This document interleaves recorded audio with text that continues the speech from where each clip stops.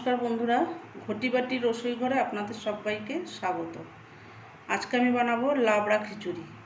লাবড়া খিচুড়ি বানাতে এই যে দেখুন, কড়াইতে আমি তেল দিয়ে দিয়েছি। দেব দুটো তেজপাতা, দুটো শুকনো লঙ্কা, ফোড়নটা একটু হবে, একটু জিরে ফোড়ন দিচ্ছি,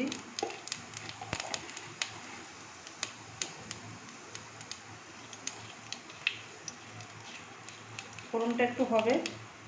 ফোড়নটা হতে হতে এই যে দেখুন বন্ধুরা, আমি মুগ ডালটাকে ভেজে জলে ধুয়ে ভিজিয়ে নিয়ে তারপরে আমি এখানে জল শোক করে তুলে রেখেছি। বাটিতে করে জল ঝারিয়ে নিয়ে তুলে নিয়েছি। এবার এটাকে এই তেলের উপরে দিয়ে দেবো। এটাকে একটু নেড়ে দেবো। গ্যাসটাকে কম করে রাখতে হবে। বর্ষাকাল, খিচুড়ি খাবো না তা তো হতে পারে না। বর্ষাকাল, এবার এই খিচুড়ি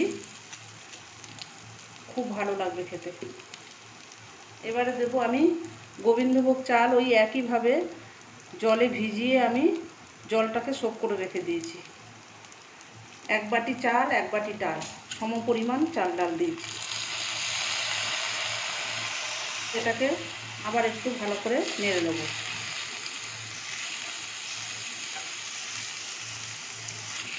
একটু নেড়ে ভালো করে একটু ভাজা ভাজা গন্ধ আসবে, তারপরে আমি এটাকে গরম জল দিয়ে দেবো। এই যে বন্ধুরা দেখুন, চাল ডালটা ভাজা হয়ে গেছে, ফোড়নের সাথে সুন্দর একটা সুগন্ধ বেরোতে শুরু করেছে। সুন্দর সুগন্ধ যখন বেরোবে তখন আপনারা ফুটন্ত গরম জল দিয়ে দেবেন। খিচুড়িতে সবসময় গরম জল দেবেন। এই যে আমি গরম জলটা দিয়ে দিলাম।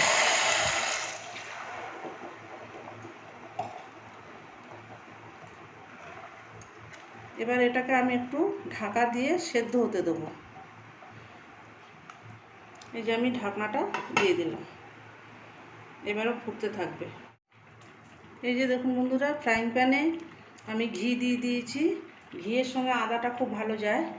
ঘিয়ের সঙ্গে এবার দিয়ে দেবো আমি আদা। আর অন্যদিকে আমার খিচুড়িটা ফুটছে। এই যে আদা দিয়ে একটু হলুদ, পরিমাণ মতো লাল লঙ্কার গুঁড়ো রঙটা হওয়ার জন্য, একটু ধনে গুঁড়ো, 1 চামচ জিরে গুঁড়ো। জিরে গুঁড়োটা একটু বেশি, ধনে গুঁড়োটা একটু কম। এবার এই মশলাটাকে ভালো করে আমি এখানে কষিয়ে নেবো আদার সাথে, ঘিয়ের সাথে।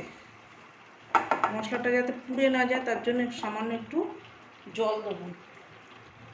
একটুখানি জল দিয়ে দিলাম।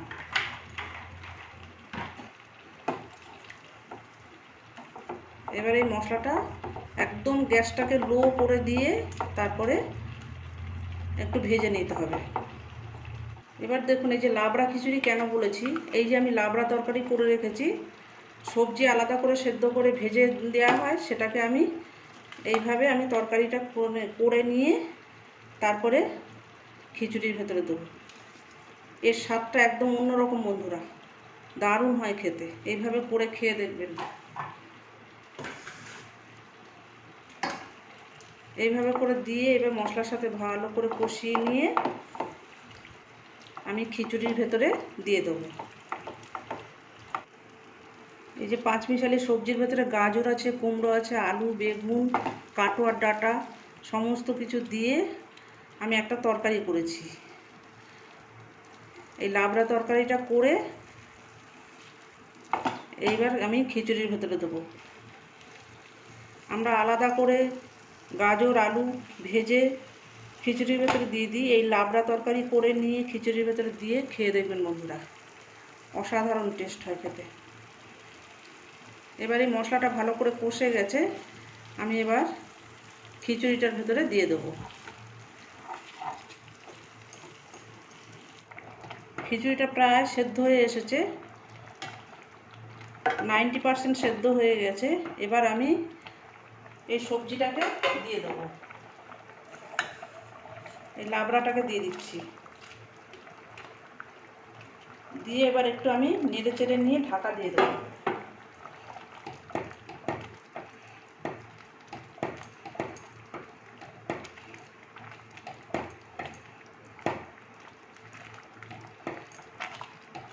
এবার এটাকে আমি একটু ঢাকা দিয়ে রাখবো।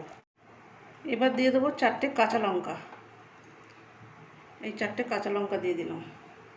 আর এবার খিচুড়িটাকে অনবরত নাড়তে হবে, না হলে তলা থেকে লেগে যাওয়ার ভয় থাকবে।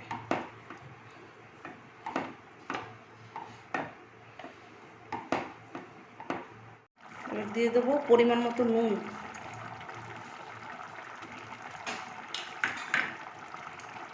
আর দিয়ে দেবো চিনি।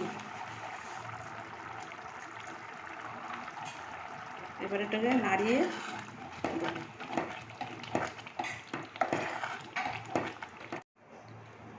খিচুড়ি রেডি। এবার দিয়ে দেবো ভাজা মশলা, ধনে জিরে গুঁড়ো, শুকনো খোলায় ভেজে গুঁড়ো করা। আর দেবো একটু গরম মশলা, এটাও শুকনো খোলা ভেজে ঘরে তৈরি করা গরম মশলা। এলাচ, লবঙ্গ, দারচিনি, জায়ফল, জয়িত্রী সমস্ত কিছু মিশিয়ে। আর দিয়ে দেবো ঘি, একটু মিশিয়ে দেবো, দিয়ে একটু ঢাকা দিয়ে রাখবো। কিছুক্ষণ পরে আমি সার্ভ করে দেবো। তৈরি হয়ে গেল আমার লাবড়া খিচুড়ি। অসাধারণ খেতে। এবার এটাকে একটু ঢাকা দিয়ে রেখে দেবো।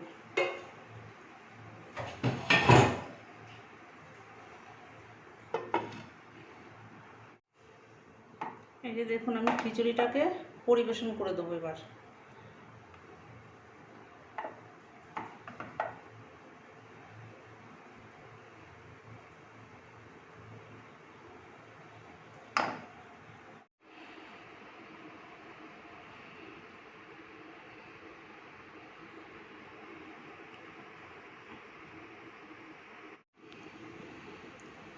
এই যে বন্ধুরা দেখুন, আমার এই যে লাবড়া খিচুড়ি রেডি হয়ে গেছে, সার্ভ করে দিয়েছি। এইভাবে আপনারা বানাবেন। সবজি তো এমনি দিয়ে আপনারা ভেজে খিচুড়ির ভেতরে দিয়ে দেন, সেদ্ধ হয়ে যায় একসঙ্গে।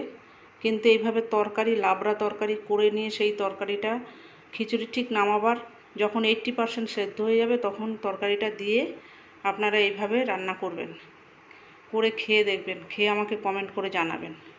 এই বর্ষায় এরকম লাবড়া খিচুড়ি অসাধারণ খেতে বন্ধুরা। এর সঙ্গে পাঁপড় ভাজাও খুব ভালো লাগে। পাঁপড়টা আমি ভাজে নিয়েছি, গোটা শুদ্ধ বেগুন ভাজা করেছি, আলু ভাজা করেছি, পটল ভাজা আর এই লাবড়া তরকারি। এর সঙ্গে একটু গন্ধরাজ লেবু দেবো, দারুণ লাগে খেতে। বাইরে ঝমঝম করে বৃষ্টি হবে আর এইরকম খিচুড়ি, সাধারণ স্বাদের লাবড়া খিচুড়ি। ভিডিওটি যদি আপনাদের ভালো লেগে থাকে তাহলে আমার সঙ্গে থাকবেন, সাবস্ক্রাইব করবেন, লাইক করবেন, প্রচুর প্রচুর শেয়ার করবেন, কমেন্ট করবেন। নেক্সট ভিডিও আসার অপেক্ষায় থাকবেন। ততক্ষণ আপনারা সবাই সুস্থ থাকুন, ভালো থাকুন, সাবধানে থাকুন। ধন্যবাদ।